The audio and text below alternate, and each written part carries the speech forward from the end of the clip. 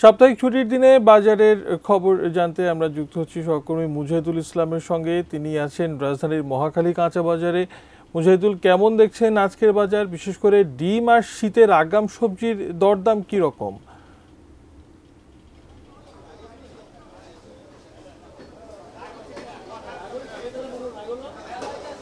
ধন্যবাদ শশী আপনাকে। আমি গত সংবাদে আপনাকে জানাচ্ছিলাম তেজগাঁও পাইকারি বাজার থেকে আসলে ডিমের বাজারে কি অবস্থা। আপনি জানেন যে ঢাকা শহরে আসলে মধ্যবিত্তদের প্রধান খাদ্য তালিকায় কিন্তু আসলে ডিম থাকে, কিন্তু বিভিন্নভাবে কিন্তু ডিমের দাম বৃদ্ধি পাচ্ছে। এখানে যারা বিক্রেতা আছেন তারা জানাচ্ছিলেন যে আসলে তারা যেভাবে ডিম বৃদ্ধিতে কিনে আনেন সেভাবেই আসলে তারা বিক্রি করছেন।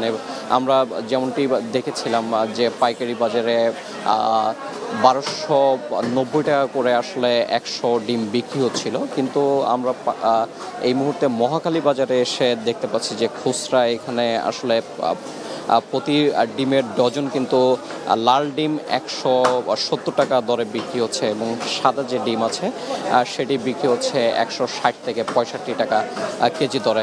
এবং এদিক থেকে যদি বলি যে হাঁসের ডিম যেটি আমরা আসলে 1700 টাকা করে পাইকারি দেখতে পেয়েছিলাম, সেটিও কিন্তু এখানে বেড়ে 18 টাকা করে প্রতি পিস ডিম বিক্রি হচ্ছে। এবং যারা ক্রেতা আছেন তারা বলছিলেন, অভিযোগ করছিলেন যে বিগত সরকারের আমলে আসলে দ্রব্যমূল্য নিয়ে যে ক্ষোভ ছিল, তারা ভেবেছিলেন যে অন্তর্বর্তীকালীন সরকার হয়তো কিছুটা বাজার মনিটরিং করবেন। সানবিট সব দিবে সামাল।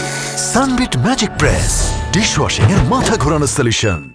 কিন্তু তাদের অন্যতম অভিযোগের জায়গা যে বাজার মনিটরিং হচ্ছে না এবং যে সিন্ডিকেটের যে দৌরাত্ম্যটা আমরা দেখতে পেয়েছিলাম, আসলে সেই সিন্ডিকেটের দৌরাত্ম্য কিন্তু এখনও রয়ে গেছে বলে আসলে সাধারণ ক্রেতা যারা আছেন তারা অভিযোগ করছিলেন। এবং আস্তে আস্তে কিন্তু তাদের যে খাদ্য তালিকার যে বিষয়টা আছে সেই তালিকা থেকে কিন্তু আস্তে আস্তে ছোট করে আনছেন তারা জানাচ্ছিলেন যে যেভাবে আসলে দ্রব্যমূল্যের সাথে সাথে ডিমের দামও বাড়ছে, তাতে তারা আমিষের যে চাহিদা আছে সেই চাহিদা পূরণ করতে ব্যর্থ হচ্ছেন।